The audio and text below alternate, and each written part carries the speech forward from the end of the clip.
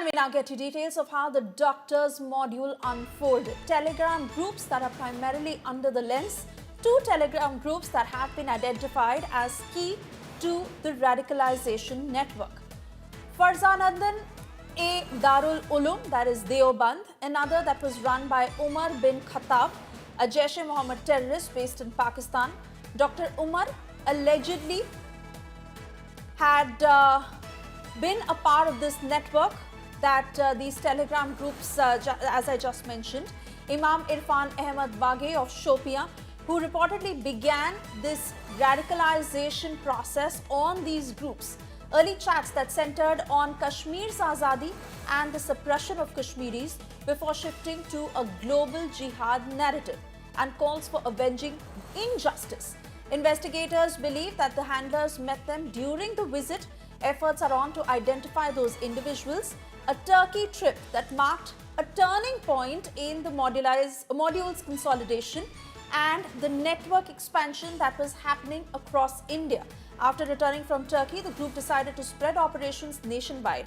Let me bring in my colleague Kamaljeet Sandhu to get us further details of what these Telegram groups were all about, how they are under the scanner, and how was this module slowly expanding.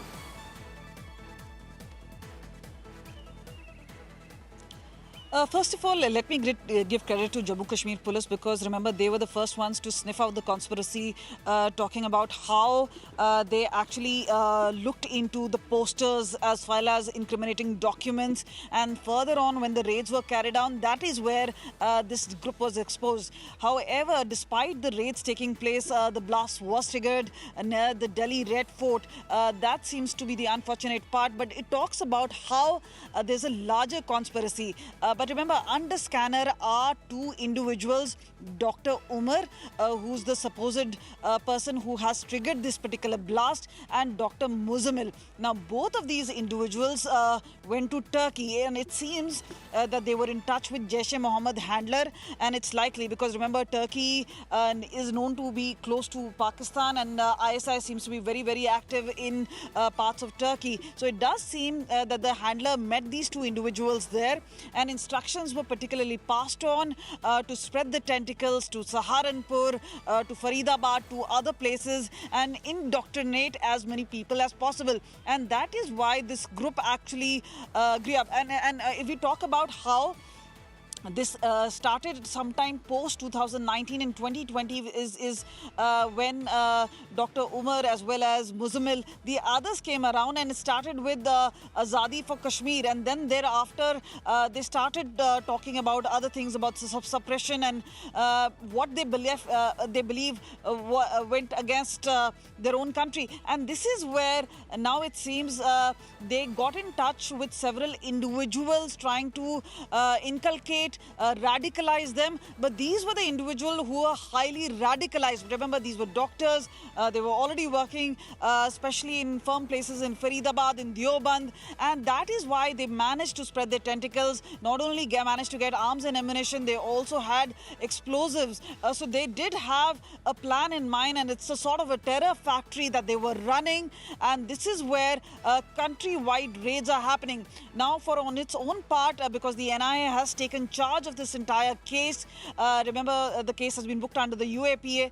What is important is who did Umar call during those particular hours when he was driving outside the parking lot towards the Delhi Red Fort. This is where the agencies are looking at scanner to ensure that they get the possibility of who he was in touch with. Now, the entire gang members, we're talking about Dr. Adil, there is Irfan, the others who've now been nabbed by agencies, they are all being questioned simultaneously. And this is where what is going to be exposed is a larger terror network in the country. And remember, many would point out about how they have been inculcated a danger of homegrown combined with a lethal combination, because this is a hybrid module of sorts. Not only are they from their own country, but also in touch with ISI as well as Jaish-e-Mohammed. So all this is a combination which is lethal as far as the country is concerned for those who pretend to be in white-collar jobs, who are doctors, but who participate in terrorism. And that is why all this country-wide raids are continuous taking place. Kamaljeet, in fact, the last point that you mentioned, we'll dwell on that in greater detail as I request you to stay on with us. Meanwhile, this report that has been sent by our colleague Mir Farid. Let's play that out. हम इस वक्त श्रीनगर के नाइक बाग इलाके में हैं। Larger नावगाम इलाका है और ये जो मस्जिद हजरत अली आप देख रहे हैं, यही वो मस्जिद है जो पिछले कुछ दिन से खबरों में थी, क्योंकि जो मौलवी इरफान है, जिनका जो नाम आ रहा है टेरर कॉन्स्पिरेसी, जो फरीदाबाद इंटरस्टेट टेरर कॉन्स्पिरेसी और उसके बाद जो दिल्ली रेड फोर्ट का बॉम्ब ब्लास्ट हुआ, उसमें जब पुलिस ने छानबीन की, सुरक्षा एजेंसीज ने छानबीन की, तो मौलवी इरफान बताया जाता है कि वही बंदा है जिसने रेडिकलाइजेशन की, यानी कि जो कट्टरपंथी जो एक व्यवहार है या फिर एक सोच है, वो इन डॉक्टर्स में उन्हीं के थ्रू आई। तो जब उनकी इंटरोगेशन हुई, उनकी क्वेश्चनिंग हुई और उसके बाद धीरे धीरे इस पूरी कॉन्स्पिरेसी की परतें खुलने लगी, एक्सपोज होने लगी। ये मस्जिद जो है पिछले 6 साल से ठिकाना रहा है मौलवी इरफान का। इस पूरी कॉन्स्पिरेसी जो पहली लीड जो जे.एंड.के पुलिस को मिली, वो यहां से थोड़ा ही दूर एक बोनपुरा एक इलाका है जहां जैश के टेरर पोस्टर दिखे, और जब पुलिस ने उसमें छानबीन की, कुछ लड़कों को उठाया, तो उन्होंने लीड दी कि उनको ये सब करने के लिए मौलवी इरफान ने कहा था। उसके बाद पुलिस ने उनको डिटेन किया।